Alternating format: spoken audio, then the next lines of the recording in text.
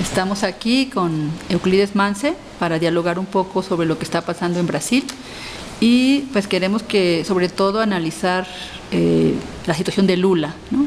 Tú nos compartías de cómo abordar tres grandes ejes, un poco la intervención norteamericana en Brasil y en América Latina y seguramente en el mundo, otro un poco sobre los medios de comunicación que han sido muy determinantes y una tercera cosa sobre cómo el capital productivo e improductivo influye en toda esta realidad. Entonces, muy bien, nos gustaría conocer tu punto de vista. Muy bien, entonces lo que pasó en Brasil fue que tuvimos un programa de desarrollo que consideró la distribución de ingresos como un elemento básico para promover este desarrollo económico. Entonces, se generaron diferentes políticas de transferencias de ingresos y de distribución de ingresos. Los salarios de los trabajadores siempre subieron por arriba de la inflación. Entonces teníamos el crecimiento económico de un año sumado más la inflación y se le daba entonces el crecimiento del salario. Por otra parte, 39 millones de personas salieron de la condición de pobreza en Brasil por las transferencias de ingresos. También las políticas de apoyo a la agricultura familiar y también a la economía solidaria hicieron una actividad de producción de riqueza autogestionada, ¿no? Pero al final todo esto genera un mayor consumo de estos actores en el mercado capitalista. Entonces las empresas capitalistas venden más y como venden más, hay un mercado creciente porque a cada año se ampliaba este poder de adquisición de los trabajadores. Entonces también se ampliaba el comercio y la producción. Las empresas entonces invierten más para expandir la producción. Esto también activa la capacidad productiva del país. Por otra parte, los consumidores, sabiendo que tendrán una ampliación de sus ingresos en el año próximo, también van al sistema financiero y hacen préstamos. Y esto activa aún más la capacidad productiva y la capacidad de consumo. Entonces tuvimos un crecimiento económico de una cierta manera sustentado por la transferencia de ingresos, pero por otra parte también en un endeudamiento que se pasó. Bien, lo que ocurre es que cuando hay aquella crisis mayor de 2007-2008, ¿no? Hubo entonces este fortalecimiento de una capacidad de consumo interna, porque la demanda externa disminuyó y esta capacidad de consumo con un financiamiento del sistema financiero. Pero pasado algunos años la gente empieza a ver que, bien, tengo una deuda a pagar, entonces ¿qué hago? ¿Voy a comprar más cosas o voy primero a pagar la deuda? Entonces se toma la decisión de pagar las deudas. Y cuando esto ocurre, la gente deja de comprar más para pagar deudas en el sistema financiero. De igual manera, los empresarios empiezan a ver que hay una disminución, entonces una estabilización de este consumo y que no hay más sentido hacer más inversiones, pero por otro lado tienen también que pagar deudas. Entonces empiezan a canalizar para el sector financiero valores que podrían estar metidos en el proceso de expansión de la producción y del consumo. Entonces esto hace con que el comercio venda menos. Las empresas compitiendo entre ellas, ¿no? Empiezan a bajar, antes de este momento, compitiendo entre ellas, empiezan a bajar la tasa de ganancia. ¿Por qué? Porque como hay un mercado creciente, consumiendo más, entonces, ¿qué hacen ellas? Compitiendo entre ellas, van bajando un poquito los precios, ¿no? Y con esto van teniendo más mercados. Entonces, disminuye un poquito el precio, disminuye un poquito la tasa de ganancia, pero por otra parte amplían sus vendas. Y al final tienen un gaño mayor, ¿no? Entonces, esto se pasó en aquellos periodos de crecimiento. Pero cuando llegó este momento, ¿qué pasa? Que sus vendas ya no crecen. Y por otra parte, tienen una deuda para pagar. Y al final, los trabajadores empiezan a comprar menos. Y las empresas empiezan a hacer reducciones de costes. Cuando hace la reducción de costes, desemplea a un trabajador. El trabajador desempleado no va a consumir y disminuye aún más el consumo. En este momento, como las empresas estaban con sus tasas de ganancias bajas, empieza una situación muy complicada, porque para pagar las deudas que habían hecho necesitaba de una venta mayor, pero la venta es menor, y entonces para tener el suficiente para pagar las deudas tiene que subir los precios y disminuir los costes.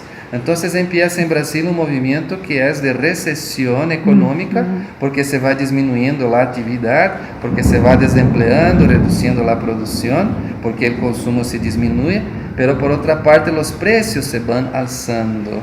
¿Por qué? Porque las empresas están ampliando, parece que acá, Sí. muy bien, entonces las empresas siguen ampliando, disminuyendo la ocupación de los trabajadores para ampliar sus tasas de ganancia, y por otra parte los excedentes que tienen van para el sistema financiero. Entonces se ve que los bancos tienen en este momento grandes realizaciones de ganancia, ¿no? Son billones de reales que van siendo canalizados para los bancos.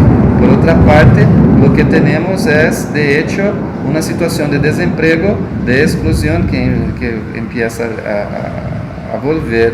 En este momento, entonces, hay una articulación del sector productivo, de los grandes sectores agrarios, industriales, sectores de servicio, de comunicación, de mídias, esto empresariado nacional, para que se cambiara este proyecto que hasta entonces había sido bueno para ellos también, porque habían ampliado sus ganancias, pero que en este momento ya no le más servía, ¿no? Y entonces hay un proceso para tentar cambiar el gobierno. Y entonces ahí hay la candidatura a elección de Dilma Rousseff y Aécio Neves. Y entonces en este momento ellos se articulan con Aécio Neves, pero pierden la elección. Este es el cuadro importante para entender que después crea un escenario para la realización de este golpe, porque aún mismo en este año ellos buscan en 2014 de rever el resultado electoral, no aceptando. PSDB intenta al final del año que se pudiera cancelar, no validar la chapa de Dilma y Temer, y con esto Aécio Neves fuera el presidente. Entonces ya empieza así. Bien, es interesante entender entonces acá, esto es el elemento económico. Los medios de comunicación, por su vez, que también viven con base en la publicidad, ¿no? Por este tema de una crisis económica, las empresas hacen menos anuncios, ellos tienen menor facturación, y por otra parte, también la publicidad del gobierno federal, que era muy concentrada en algunos vehículos como TV Globo, Folha, Revista Veja, Isto É, etc. Ahora, en este momento, el gobierno había hecho una pulverización de esta publicidad por todo el país. Y entonces las cantidades de publicidades del gobierno en estos grandes vehículos habían disminuido también, y ellos también habían perdido ingresos con esto. Entonces estos vehículos también en este momento están interesados en que se cambie este gobierno para reconcentrar la publicidad en los grandes vehículos, para que ellos puedan tener otra vez sus ingresos con esta publicidad federal. Por otra parte, el gobierno Dilma hace dos importantes instrumentos jurídicos.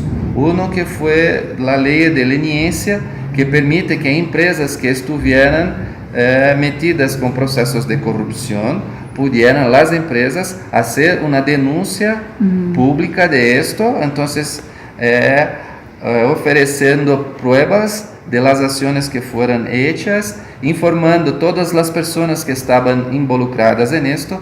Entonces la empresa tenía la posibilidad de pagar las multas que tenía que pagar por los procesos que había se metido, pero por otra parte tenía también algunas otras posibilidades de reducción de sus penas por estos crímenes, una vez que estaba colaborando para elucidar estos crímenes, ¿no? Esto ha sido ahí la ley de leniência en el gobierno Dilma, aprobada en su gobierno.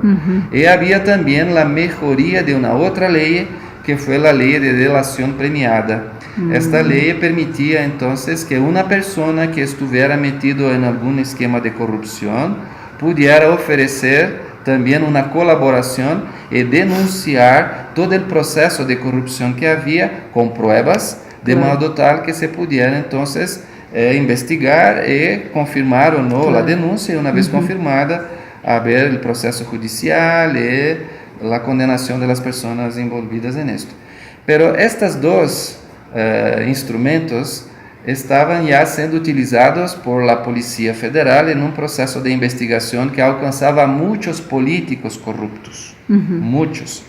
Y entonces esto era para ellos también un gran problema. Entonces había ahí, por parte de una gran parcela del Congreso Nacional, la necesidad de impedir que estas investigaciones llegasen hasta ellos, ¿no? Entonces se habló ahí de estancar una sangría, ¿no? De un pacto que se haría con Michel Temer, con el Supremo y con todo, porque hay una grabación, ¿sí? De Romero Jucá diciendo esto, un acuerdo que delimitaba dónde estaba ya el proceso, y a partir de ahí no se investigaba más nada, y se hacía un acuerdo con Michel Temer, el Supremo Tribunal Federal y con todos, para que no más avanzaran las investigaciones de corrupción, ¿no? Entonces ahí ya tenemos las fuerzas económicas que tienen interés, los medios de comunicación con sus intereses también, y este sector político corrupto también.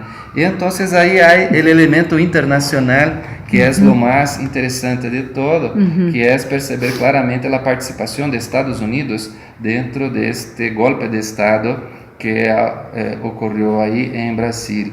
Entonces voy aquí a buscar algunos datos, ¿no? En 2007, Brasil hace una descubierta de una gigantesca reserva de petróleo, pero que estaba en la camada debajo del nivel del mar, ¿sí? Entonces por abajo de la camada de sal, por allá es que está el petróleo. No había siquiera tecnología para explotar este tipo de jazidas, ¿no? De petróleo, pero la Petrobras desarrolló una tecnología para esto, ¿no? Es una reserva estimada de 176 miles de millones de barriles de petróleo. Es una cosa gigantesca, ¿no? Entonces el gobierno Lula define que solamente la Petrobras, que es la empresa brasileña, iba a explotar esas jazidas. Ela pudiera subcontratar outras empresas de outros países, pero ella tenía el control del proceso, y hay una ley que se va a definir al final por esto. Pero en 2007, algunos meses después, ¿no? Tenemos ya o embaixador de Estados Unidos en Brasil, Clifford Sobel, en una mesa redonda realizada en Rio de Janeiro con dirigentes de da Chevron, ExxonMobil, Devon Energy, Anadarko e Hess Corporation, e oferece que a embaixada de Estados Unidos poderia actuar para que o governo não aprovara esta lei que se estava já planteando, que ponia não somente a Petrobras como única operadora, pero também que criava um fundo onde os royalties do petróleo en su mayoría iban entonces para educación y salud, ¿sí? Esto criaba una capacidad de desarrollo científico tecnológico en Brasil. Hay que lembrar que en 2012, durante las Olimpíadas, ¿no? Brasil era ya la sexta economía del mundo, pero en 2012 ya por un momentito ahí entraba ya como la quinta mayor economía global.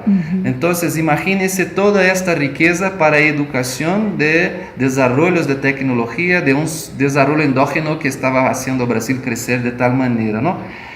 No hay por parte de Estados Unidos el interés que la América Latina se desarrolle de manera soberana. Esto la historia nos muestra con tantos golpes de Estado, con tantas dictaduras apoyadas, movimientos incluso militares apoyados de Estados Unidos para derrubar gobiernos en América Latina.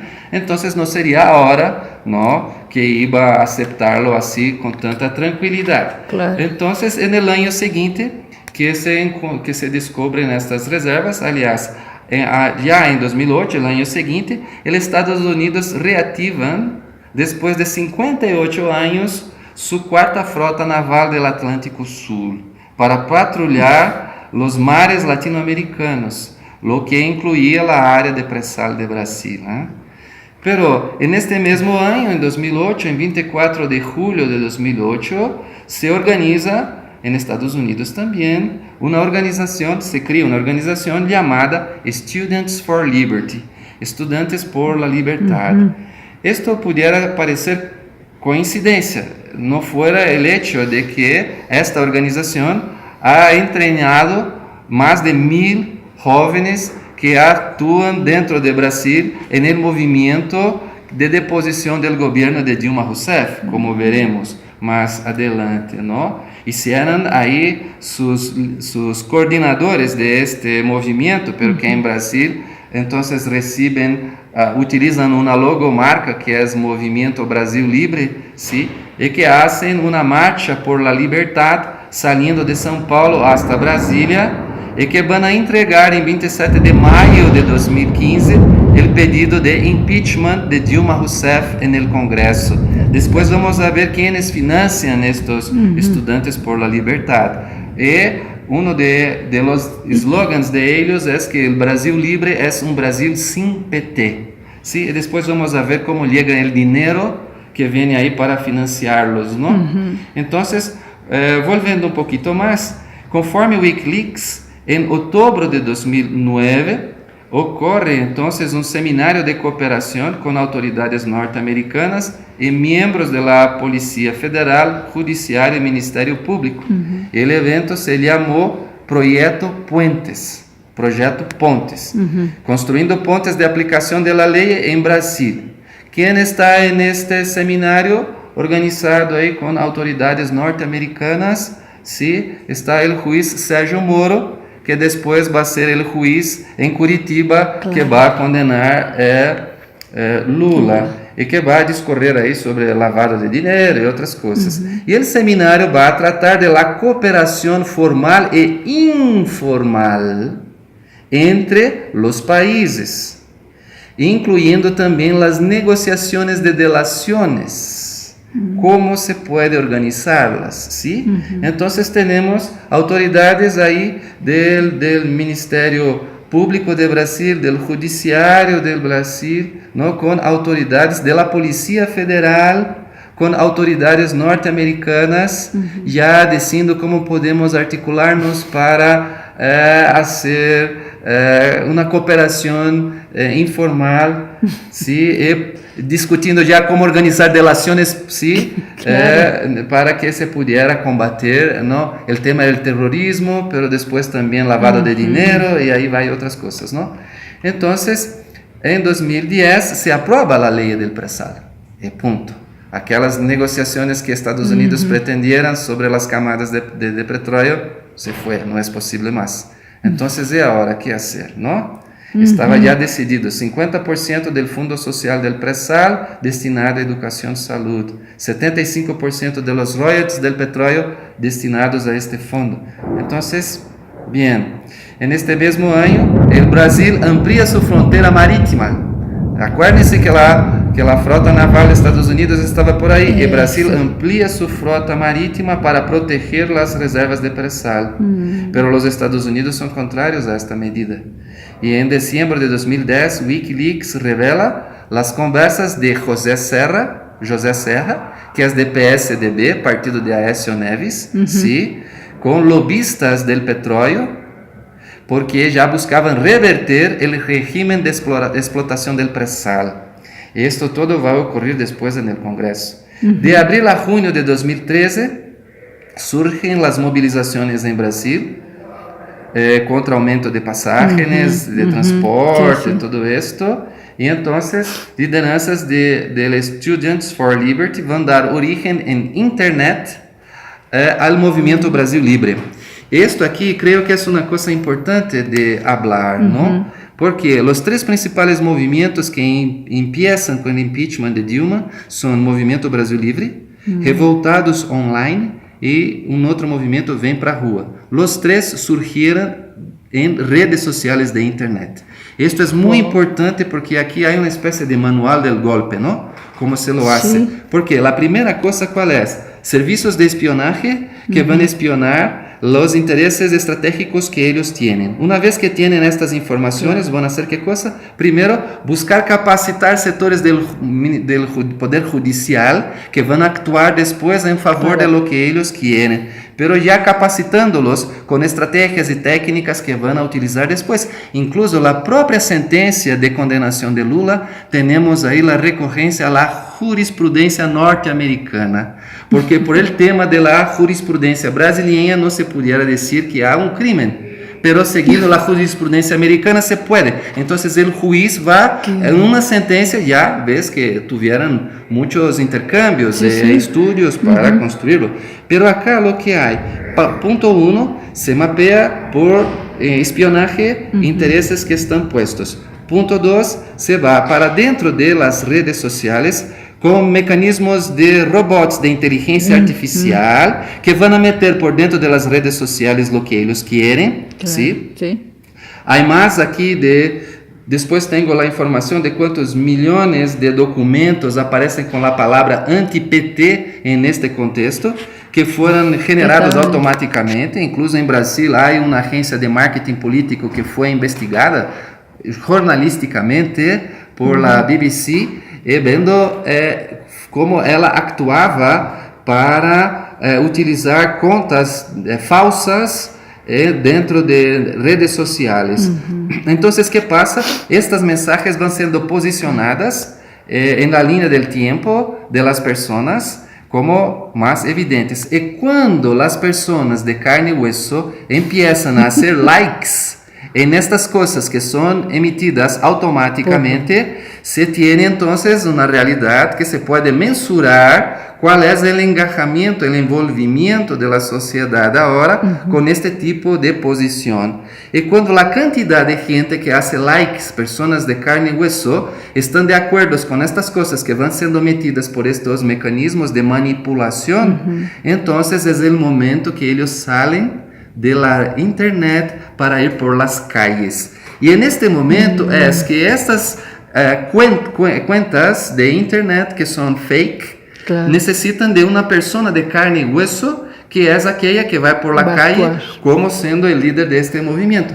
Y acá en el Brasil tenemos una persona que, una de las que, de otras, ¿no? Pero es una que tuvo un rol ahí importante de este movimiento Brasil Libre, que es Kim Kataguiri, ¿sí? Que vamos a ver un poquito más adiante su rol ahí como líder, ¿sí? Uno de los coordinadores locales de Students for Liberty en Brasil, ¿no? Estudiantes por la Libertad en Brasil. Entonces, ahí Snowden, en 8 de septiembre de este año, va a decir, ¿no?, que se han grampeado las comunicaciones de Dilma Rousseff, espionaje en la Petrobras. Entonces había un interés, incluso había un software de espionaje de Estados Unidos que tenía palabras claves para vasculhar comunicaciones privadas. Una de estas palabras era Petrobras. Entonces lo que este software encontraba, él lo enviaba ahí para el servicio de inteligencia, ¿no? Entonces, en marzo de 2014 empieza la operación Lava Jato en Brasil, que es una operación que va a investigar la corrupción en la Petrobras y que contaba con todos los instrumentos creados por los gobiernos de PT para que se apurara a fondo todo esto y se pudiera punir culpados de todo esto, ¿no? Pero en este momento ahora todo este aparato de legislación y todo esto empieza a ser utilizado políticamente para asegurar una modificación de esta situación del petróleo en Brasil. Entonces, por ejemplo, si vemos ya que José Serra apresenta um projeto, que é o projeto de lei número 131 de 2015, dizendo que havia que cambiar a lei de pré-sal. Então, aí seguimos, outubro de 2014, Dilma Rousseff vence a eleição, muito apretada, 54.500.000 votos, pero Aécio Neves pierde. Entonces el proyecto de él se perdió. Pero entonces ellos empiezan con toda una serie de mecanismos de movilización en la calle y todo esto para revertir el resultado. Pero Dilma es empossada presidenta. Entonces, ¿qué pasa? Que ya empieza, 2 meses después, una CPI de la Petrobras, en este nuevo Congreso, que es un Congreso conservador, donde las fuerzas de izquierda no tienen mayoría, la mayoría de la derecha, y entonces empiezan ya una CPI de la Petrobras, y este proyecto de José Serra es debatido ya en el Senado, ¿no? Y cuando el proyecto es aprobado en el Senado, tiene que ser enviado a la Cámara. Muy bien, si la Cámara lo aprueba, ¿qué pasa? Tendría que ser sancionada por la presidenta. Dilma Rousseff tendría que decir, sí, las petroleras internacionales pueden vir aquí a explotar petróleo. Claro. Sí, este fondo del petróleo no habrá más. Sí, entonces vamos a entregar las jazidas a los grupos internacionales. Dilma no iba a hacer esto. Entonces, ¿qué pueden hacer ahora? Claro, si Dilma dijera que no, bien, ¿qué tendría que ocurrir? Teria que montar uma outra comissão de Câmara e Senado, tendria que rechazar por maioria absoluta o voto da presidente para que se pudiera. Pero esto era quase impossível que ocorriera, porque a maioria simples tinha facilmente, pero na maioria absoluta não era assim tão sencillo. Então, o que vai ocorrer? Que era melhor cambiar a presidente. ¿Por quiénes? Por alguien que sería alguien que, juntamente con aquellos políticos corruptos, los intereses de los empresarios por acabar con derechos de los trabajadores, cortar impuestos y todo esto, con los intereses de las petroleras americanas y de otros países, pudiera entonces aprobar todo esto. Y entonces, ¿quién fue? Fue el vicepresidente Michel Temer. Y aquel programa de entrenamiento aquel seminario donde claro. Se entrenó ahí a los jueces, policía federal y otros, se llamaba Puentes, ¿no? Puentes. Y acá el programa que apresenta Michel Temer es también una puente para el futuro. Hasta la palabra puente es la misma en los dos documentos, ¿no? Pero entonces aquí vamos a tener ya un proceso muy importante, que es cuando estos movimientos ahí que salieron de internet y formados ahí con estos recursos de Estados Unidos van a tener un rol muy importante, ¿no? Entonces, en abril ahí de 2015, son convocados por el Movimiento Brasil Libre, vienen para la rua revoltados online y van a correr protestos contra el gobierno. Desses três, aí vou concentrar minha atenção no Movimento Brasil Libre, não? Então, depois, vocês podem ver aí por la imagem deste sítio web de Students for Liberty, claramente as manifestações acá e eles dizendo como de nossos coordenadores locais de Students for Liberty está cambiando o Brasil para melhor, ¿sí? Então, a matéria vai falar de Kim Kataguiri, não? Que é Students for Liberty, pero es IMBL, es la misma cosa, porque son las mismas personas, pero que tienen aquí una otra presentación pública, ¿no? Entonces, Kim Kataguiri aparece ahí con una camiseta diciendo que un Brasil libre es un Brasil sin PT.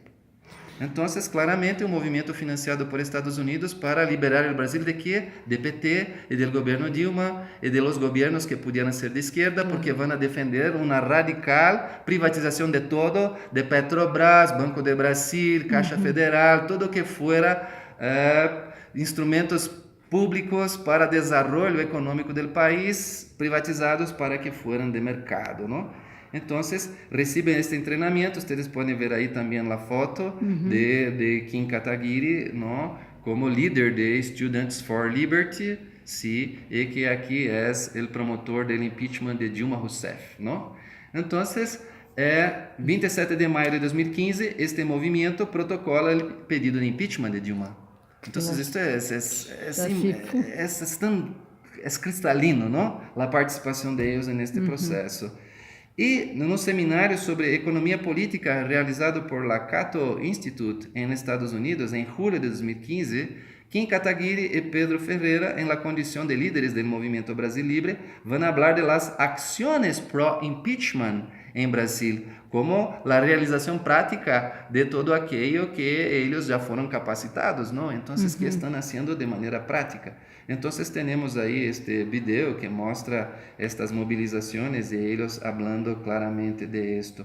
En 2016, el año del golpe de Estado en Brasil, Students for Liberty capacitó en el mundo 1916 lideranzas, pero destas, 1.012 lideranças foram capacitadas em Brasil. Formaram 1.000 pessoas em mi país, não? Para actuar como promotores de todo esto que já vimos antes, não? Claro. Del impeachment, de la marcha por la libertad, por privatizar a Petrobras, por acabar com a lei de que preservava a Petrobras como única operadora del pré-sal, não?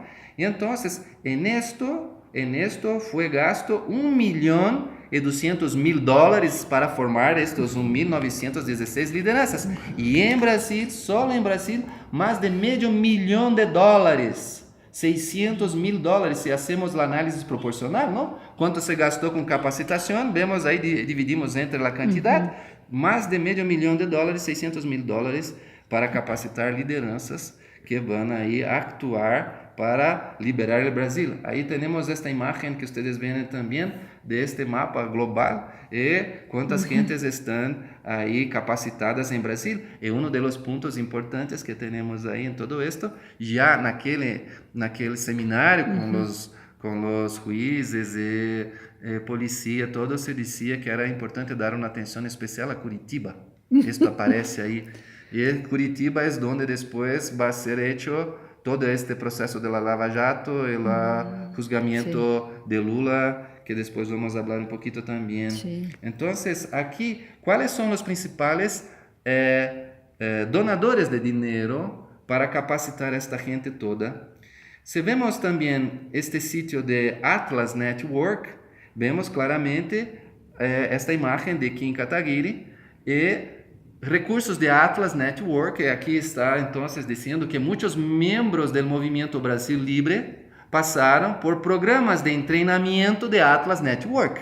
Então, muitos membros que estão aí passaram por este treinamento e também Atlas contribui financeiramente com Students for Liberty, ok? Bem, se vemos aí quem são os fornecedores de dinheiro, não? Que vamos a encontrar? Vamos a encontrar, por exemplo, ExxonMobil, que fornece a Atlas mais de $1 milhão, ¿sí? Para suas capacitações. Isto está nestes sítios de Estados Unidos, que há um regulamento que todos os donadores têm que estar bem, tem que ser público. Claro. Então, se cruzam os dados, se vê mais de $1 milhão de ExxonMobil para Atlas Network, que ha treinado muitos destes estudantes como Movimento Brasil Libre, que é para o impeachment, e ao final, quem já está explotando também reservas de petróleo em Brasil é ExxonMobil, não? A Exxon é também um dos que ha assumido a explotação de uma parte dessas jazidas de petróleo. Então, é um investimento muito assim seguro, porque tu inviertes acá em la formação de capital humano, não? Porque vão actuar por la liberdade de um país de América Latina, não? Brasil. E então vão aí derrumbar o governo, porque isto se diz claramente, é a deposição do governo Dilma, deposição deste governo. E se depone o governo e ao final se cambia a lei, não? Del pré-sal com este senhor, não? Michel Temer, e ao final a ExxonMobil está aí explotando nosso petróleo, não? Então, é interessante ver os fluxos de valores, os fluxos de poder, os fluxos de conhecimento, os fluxos materiais que há em todo isto, não? E então aí também há muitos detalhes de todo isto, não? Como surgiu este movimento Brasil Libre em Brasil, lo que vai mais por delante. Pero é fundamental entender isto, não? Que há uma participação efetiva destas organizações norte-americanas. Isto está documentado. Está documentado por as próprias organizações. Você vai aí, busca o relatório de capacitações e vê onde foi invertido, quem foi capacitado. E dinheiro de quienes está documentado, das petroleras. Sim, ao final que hacen das petroleras que vão aí. Então, isto aqui falava das etapas do golpe, não? Então, uma é esta de internet, mobilizar com mecanismos de inteligência artificial, os likes da gente, uma vez que se vai para a calle. Depois entra a etapa judicial do parlamento. Sí, entonces entra esta etapa que já foram capacitados e Sérgio Moro muitas vezes estava andando a Estados Unidos, ouvia Brasil, Estados Unidos, ouvia Brasil, ia a Estados Unidos receber prêmios, não? Del grande juiz e tudo isto, não? Claro, é fantástico, não? Hay que ver quem lo premia, não? De onde vem o dinheiro, quem promove estas coisas, não? É muito interessante, mas é uma grande figura, não? Em Brasil, a TV Globo, sí, que é uma das que é responsável por este impeachment, porque foi quem inventou esta coisa de que Lula fuera proprietário deste triplex em uma matéria de um periódico. Também vai dar um prêmio de pessoas que fazem diferença. E quem aparece aí? Sí, Sérgio Moro recebendo o prêmio de juiz que hace a diferença, e de um lado de los hermanos Marinho, e de outra parte outro de los hermanos Marinho, os dois aplaudindo o juiz, sí, que depois hace coisas absurdas, violando a Constituição do Brasil, violando a lei, sí, com grampos ilegais, gravando a presidente, depois divulgando informações que ele não podia divulgar de maneira direta à sociedade, ou seja, com uma violação da lei, ¿sí? Homens que fazem a diferença, violando a lei, ¿sí? ¿Para quê? Para impedir que Lula pudesse ser o ministro-chefe da Casa Civil em Brasil, para que isto pudesse criar um caldo de cultura aí para derrubar o governo. Eles fazem a diferença. E também faz a diferença em Brasil a ministra Carmen Lúcia. ¿Sí? Porque también ella, ¿sí? Un marino aplaudido de acá, otro marino aplaudindo de allá, y ella por el medio con su premio, ¿sí? De las organizaciones Globo, personas que hacen diferencia y que son elegidas por los periodistas de la Globo, ¿sí? Por aquella gente que está 24 horas por día en la Globo News, haciendo una defensa de la propiedad, del capitalismo más liberal possível, não? Mais neoliberalismo possível, mais que se entregue todo, viva os comentaristas de la Globo que eligem as pessoas que fazem diferença em Brasil, elegieron então a Carmen Lúcia. E aí há todo um capítulo de la condenação de Lula, não? Que é o tema de um livro que é escrito, que são as falácias de Moro, não? A sentença que não tem nenhum fundamento do ponto de vista material para que se pueda decir que Lula ha cometido un crimen, que el expresidente ha cometido un crimen, ¿no? Este libro, Las Falácias de Moro, yo analizo toda la sentencia del juiz, ¿sí? Y voy punto a punto. Y lo que pasa en este libro es que él no tiene consistencia lógica. Quando hacemos uma análise rigorosa, acadêmica, com a literatura filosófica de análise lógica, vemos que está lleno de inconsistências.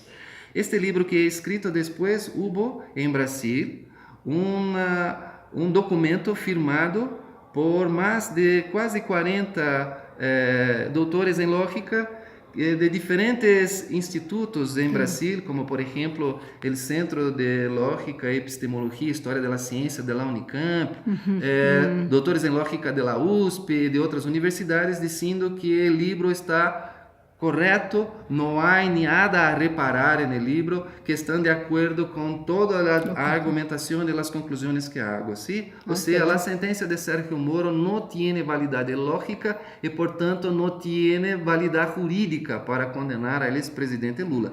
Pero para que sejamos muito sintéticos acá, o presidente Lula foi acusado de haver recebido um departamento triplex, ou seja, de 3 pisos, ¿sí? como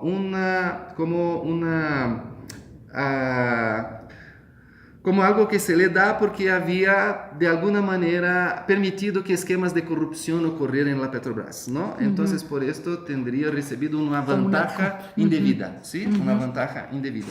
Pues, então, todo este tema é este, que Lula recebeu uma vantagem indevida por um esquema de corrupção na Petrobras e que esta vantagem indevida é um departamento que então ele repassou. E a denúncia diz repasse de departamento.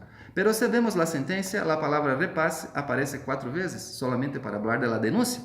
¿Por quê? Porque não se ha comprovado que é estado repassado. Pero o juiz diz que sim, que foi repassado. Então, há 2 testigos que já eram réus condenados em Lava Jato, e que então entram em um sistema de delação premiada, como aqueles que autoridades americanas e brasileiras debatiam aí, como trabalhar bem as delações, não? E então eles já estavam condenados, pero vão a colaborar agora. E nesta colaboração de eles, então, um deles é Léo Pinheiro, que é presidente da OAS, que é ¿no? Un grupo que tiene varias empresas, constructora, incorporadora y otras, son varias. Pero son personas jurídicas diferentes, son contabilidades diferentes, son personas diferentes. La que atuava dentro de la Petrobras era a OAS Construtora, pero la que estava desarrollando um condomínio habitacional era a OAS Empreendimentos, são pessoas jurídicas diferentes. E aqui é todo um rollo. ¿Por quê?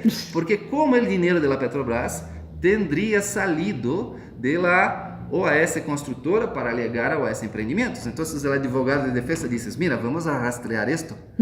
Vamos a rastrear este dinero. Si había ahí dinero de corrupción y que entró allá, vamos a ver cómo fue que pasó por ahí. Y entonces que se concluye es que no hay ningún dinero de la Petrobras en esta construcción de este condominio. Y por tanto no ha entrado ningún dinero. Pero entonces, ¿cómo Lula es condenado? Bien, porque recibió un departamento, pero él no ha recibido. ¿Por qué no ha recibido? Porque este departamento está en nombre registrado de la OAS Empreendimentos, que tiene la propiedad, pero también tiene el uso de este inmueble. ¿Por qué? Porque lo pone en garantía de operaciones en el sistema financiero que hace. Entonces, sea por la propiedad, sea por la posse, es de OAS Empreendimentos. Entonces, ¿cómo puede el juez concluir que sea de Lula? Es sencillo. Lo que pasa es que la esposa de Lula había pagado ya 50 mensualidades para comprar un departamento en aquel condominio. Un departamento sencillo, pero tenía los créditos. Y estos créditos le daban derecho a comprar cualquier apartamento ahí. Claro. O más bien recibirlo de vuelta, este dinero. ¿Sí? Pero entonces había la posibilidad de comprar este triplex. Y entonces Lula é invitado para ir ahí ver lo que... Ver se le interessava ou não, e a sua senhora também, e tudo isso. E ao final, que ha passado aí? Por um certo período, se negociava que, bem, vai comprar ou não vai comprar. Então, se hizo uma reserva para ele. Então, se hizo uma reserva deste imóvel. E então, o que disse o juiz? Mira, os 3 diretores de OAS Empreendimentos que hicieron a reserva, não lo sabiam. Pero quando hicieron a reserva, habían ya repasado el inmueble a Lula. Pero ¿cómo puede que la palabra reserva y repase son dos cosas completamente diferentes? Ellos dicen, no, nosotros reservamos. El juez, no, ustedes dicen que reservaron, pero ustedes no sabían, ustedes habían repasado el inmueble a él. Pero como ustedes no sabían que habían repasado el inmueble, ustedes están absolvidos. Todos ustedes están absolvidos de la acusación, ¿sí? Porque no sabían que estaban haciendo esto. Pero... Bien, entonces, es increíble, pero eso está en la sentencia, basta leerla. Y entonces, ¿quién ha transferido la propiedad? No, porque Lula no recibió el inmueble, no tiene la llave, nunca moró ahí, nunca nada. Pero ¿cómo es propietario? No, porque Leo Pinheiro transferiu la propiedad del inmueble a Lula. ¿Pero qué propiedad? ¿Aquella que tiene una escritura? No, porque esta está en la OAS, entonces no puede. ¿Qué propiedad es? No, es la propiedad de fato, no de derecho. De hecho, no de derecho, ¿sí? Porque de hecho es de él. Bien, de hecho, pero ¿cómo pudiera Leo Pinheiro transferir esta propiedad a Lula? Él era socio minoritario de la OAS. 80% de las acciones de la OAS era de César Mata Pires. Otros 5% de César Mata Pires Filho, que es filho de este señor. Otros 5% de Antônio Carlos Mata Pires, que también es hijo de este señor. 90% de las acciones no eran de Leo Pinheiro, él tenía 10%. Entonces, socio minoritario, ¿cómo pudiera él tener poder de transferir la propiedad de cualquier cosa? No tenía, socio minoritario. Ah, sí, pero él era presidente de la OAS. Ah, es verdad. Pero si vamos a ver los contratos sociales, y yo tengo acá incluso los parágrafos y los artículos, los 2 contratos sociales de la OAS Empreendimentos y de la OAS Construtora dicen que para transferir, alienar cualquier inmueble, es necesario la asignatura de 2 diretores. Pero lo que pasa es que Leo Pinheiro ha dicho al juez que sobre este tema del triplex, solamente él sabía, más nadie. Que no había hablado de esto con nadie, solamente él sabía. Pero si solamente él sabía y son necesarios 2 diretores para transferir de hecho y de derecho este departamento a Lula, ¿cómo fue que él puede haber hecho esto? si no tenía poder de hacerlo. Entonces, pero él fue condenado por esto, por haber hecho este repase de la propiedad. ¿Por qué? Porque al final, por haber colaborado, ¿sí? La pena de él, que ya era más de 25 años, casi 30 años, se redució a 2 años y medio de reclusión cerrada, pero ya descontando 1 año y poco que había estado en prisión preventiva. O sea, 1 año y medio en el cárcel, y este señor puede ir para su casa, cumplir una prisión domiciliar. Sí, claro, hay progresión de penas. Entonces hay que ver si hay un albergue donde pudiera estar, una colonia agrícola, pero como esto no hay, de hecho, va para casa con una tornozeleira a su pie. Y con esto, entonces, está él liberado de cumplir sus 25 o 30 años, ¿no? Por haber actuado en los esquemas donde el dinero de la Petrobras fue transferido, ¿no?, para otros intereses. Pero esto es muy contundente, porque no hay ninguna prueba real, nada. Y los argumentos del juiz son absurdos. Entonces dice, no, Lula era propietario. ¿Por qué? Porque aprobó la reforma del inmueble. Eso es discutible, ¿no? Si Lula ha aprobado o no. Pero el arquitecto aprueba una reforma y el arquitecto no es propietario. Si tú eres un inquilino de un inmueble, entonces también tú apruebas una reforma, pero tú no eres propietario porque aprueba una reforma. Y cuando el abogado de defensa pregunta a Leo Pinheiro así, ¿usted piensa así que usted donó este inmueble a Lula, a ex-presidente Lula? ¿Dio este inmueble a él? Entonces Leo Pinheiro dijo así, ya me fue dicho que era de Lula. Ya me fue dicho que era de él. Pero ¿quién dijo? ¿Cuándo dijo? ¿Dónde? ¿Con qué poderes tendría para decir que ya era? Pero si este inmueble ya era de Lula, Leo Pinheiro no podría ser aquel que lo transfirió la propiedad, porque ya era. Entonces, hay tantas falacias en esta sentencia del periódico de O Globo. Eso es absurdo, porque tiene una materia que dice que el expresidente Lula y su esposa, Dona Marisa, son dueños de una cobertura, ¿sí?, de este condominio en la playa de las Asturias. Son dueños. Pero en el cuerpo de la materia dice que, de hecho, la empresa no entregó ningún departamento a nadie y que, por tanto, ellos son futuros propietarios. Pero ¿cómo un futuro propietario ya puede ser dueño si él no es propietario todavía? Él es un futuro propietario. Claro. ¿No? Pero el juez no hace cuenta de las contradicciones que hay ahí. Y más grave, ¿cuál es? Que en esta materia se dice, sí, la presidencia de la República confirmó que Lula continúa propietario de un triplex. ¿Sí? Eso dice la materia del Globo. ¿Sí? Y entonces, ¿qué hace el juez en una sentencia? Dice así, además, la materia dice, ¿no?, que la presidencia confirmó esto. Entonces, el juez toma la materia como una prueba documental, ni siquiera va a ver si la presidencia había confirmado o no había confirmado, pero por el hecho que la materia existe, entonces ela es una prueba que permite concluir que el expresidente es propietario del inmueble. ¿Sí? Entonces, estos son falacias, ¿no? Hay las figuras lógicas, ¿no? Son diferentes falacias del círculo improbando y otras, porque en este caso hay una circularidad de la prueba. Entonces, ¿por qué sé que esto es verdadero? No, porque el presidente era propietario, porque si no fuera propietario no habría la materia.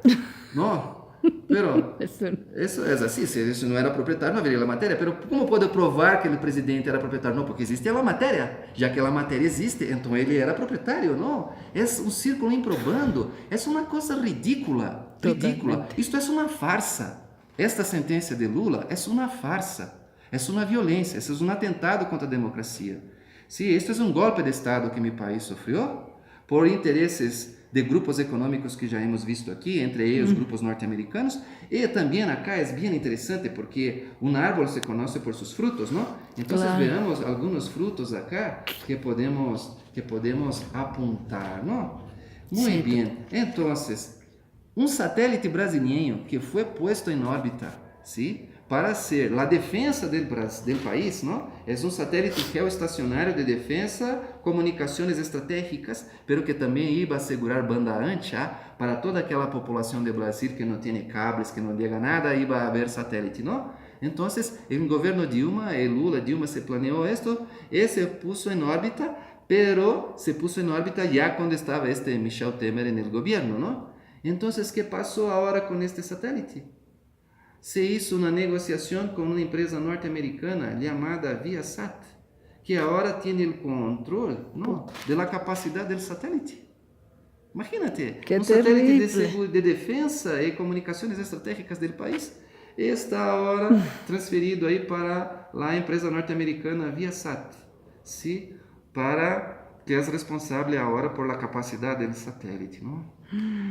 Outra coisa, 2017 tuvimos as manobras militares de Estados Unidos dentro de Brasil, em la Amazônia, em manobras conjuntas aí junto com Peru e outros países, ao sul de Venezuela, tropas norte-americanas dentro de meu país, não? Coisa que não tínhamos, não?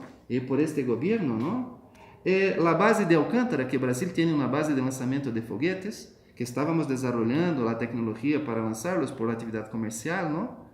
Então, agora já se está finalizando este acordo com os Estados Unidos para que Estados Unidos tenha, portanto, uma área desta base de Alcântara e que por temas de tecnologia, que são tecnologias que há que preservar, segurança e tecnologia, então nem sequer o exército brasileiro, as forças armadas brasileiras poderão entrar nesta área, sim? Estão ultimando as negociações, não está todavia firmado, pero esto já há uma demanda incluso do governo brasileiro dizendo, mira, vamos, como vamos fazer com este acordo? Vamos firmarlo, não de vez, pero está em esto, não, em la base de Alcântara.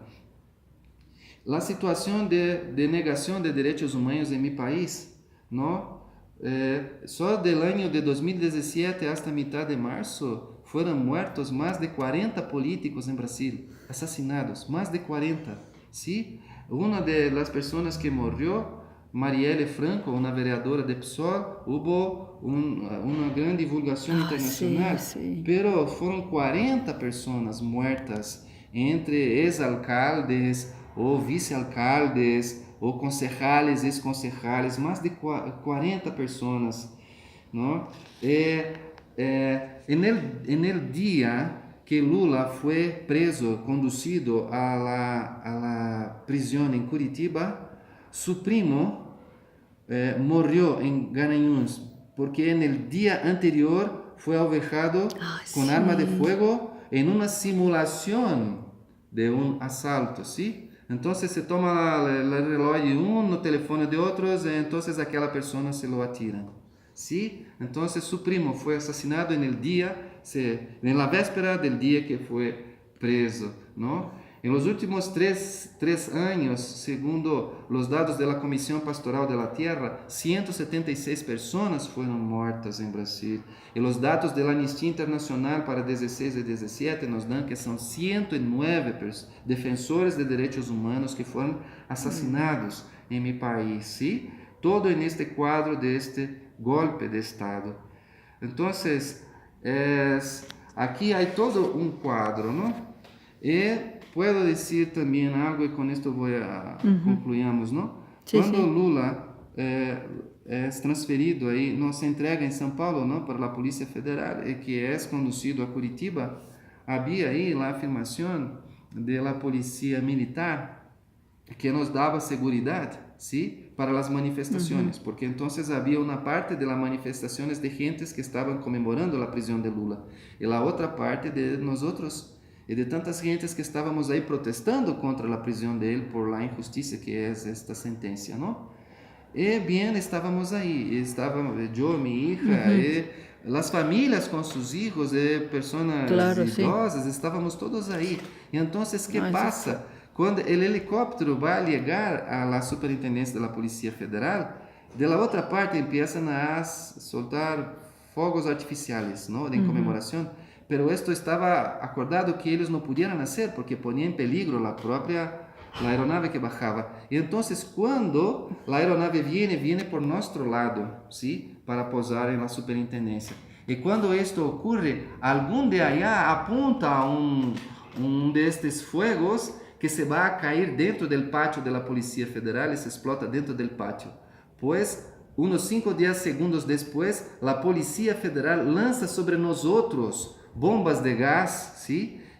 En principio fueron 2 explosiones y entonces vi que ya aquellos ya no eran fuegos artificiales, sino que eran explosiones y me salgo con mi hija, ¿sí? Pero más enseguida otras 2 explosiones, andamos más unos 20 metros y nos volvemos para ver lo que pasa, aquel humo de gas sobre nosotros, mi hija ya llorando, los ojos ardiendo por el gas, por la respiración que ya no tenía. Sí. Salimos nosotros por esta vía por acá. Y entonces la policía militar que debería nos dar seguridad, ¿sí? Viene para este lado de acá y empieza a disparar balas de goma sobre los manifestantes. Los abogados y abogadas por la democracia en Brasil entraron con una acción sobre esto, con los registros de las personas. El cuerpo de bombero ha atendido personas, niños feridos, ¿sí? Entonces, cuando esto se dio, algunos de estos fascistas que estaban conmemorando la prisión de Lula salen en perseguición de personas, de nosotros que estábamos ahí, ¿no? Por protestar contra esto. Y al final tenemos una declaración del teniente coronel de la policía militar diciendo que las primeras bombas fueron lanzadas por la Policía Federal. La misma Policía Federal que entra por las casas para buscar los documentos, para después decir que este documento tiene una rasura y por tanto Lula es culpado de esta rasura, de este documento, que la propia pericia técnica dice que no se sabe quién ha rasurado el documento, cuál es la fecha, pero para el juez no importa la pericia técnica, porque para él Lula tiene que ser condenado también por las rasuras de un documento que la misma Policía Federal que lanza bombas sobre nosotros es la misma que va a cosechar estos documentos en estas condiciones, ¿no? Entonces estamos dentro de un golpe de Estado, ¿sí? Y ni siquiera Adolfo Pérez Esquivel, Premio Nobel de la Paz, ha podido ver Lula en un día que estaba previsto las visitas que pudieran ir ahí sus amigos o quien fuera para visitarlo. Y una jueza no permitió que a Pérez Esquivel y Leonardo Boff, los dos juntos, pudieran tener acceso a dialogar con Lula. Entonces hay grotescas violaciones de derechos humanos en mi país, violación de la constitución de mi país, de las leyes de mi país, y estamos en esta situación. Entonces todo apoyo que podamos ter, ¿sí?, de defensa de la democracia, de los derechos, es fundamental. Lo que pedimos es que el juzgamento de Lula sea hecho de manera justa. Que se haya pruebas, entonces hay pruebas, pero si no hay pruebas, él es inocente y no puede estar preso. Sí, hoy la mayor parte de la población de Brasil entiende que la condenación de Lula es política, que Lula no cometió crimen alguno, ¿sí? Y lo que quieren es impedir que él sea candidato a la presidencia. ¿Por qué? Porque si fuera candidato a la presidencia, sería presidente. ¿Y qué va a pasar con todo este golpe de Estado y todo lo que hicieron? Claro, se va a caer todo. Entonces no pueden permitir que él sea presidente. Pero es muy importante que todo el mundo esté atento a Brasil. Porque si de hecho las fuerzas de izquierda tuviéramos un candidato capaz de vencer las elecciones, no sé lo que va a pasar en mi país. Entonces pido mucha atención de toda la gente, analistas internacionales, observadores, todo, porque de hecho no sabemos lo que va a pasar, porque estamos viviendo una nueva era de golpes de Estado en América Latina, ¿sí? Tuvimos Honduras, tuvimos Paraguay, tuvimos Haití, tuvimos Brasil, y tendremos otros golpes de Estado si nosotros no tuviéramos capacidad de desmascarar la lógica de funcionamiento de esto y crear los elementos para impedir que estos golpes de Estado sigan ocurriendo en mi país. Gracias. Muchas gracias, Euclides. Es realmente fuerte y creo que la solidaridad internacional es necesaria y urgente, porque América Latina está en riesgo. Gracias. Abrazo para los compañeros de Brasil.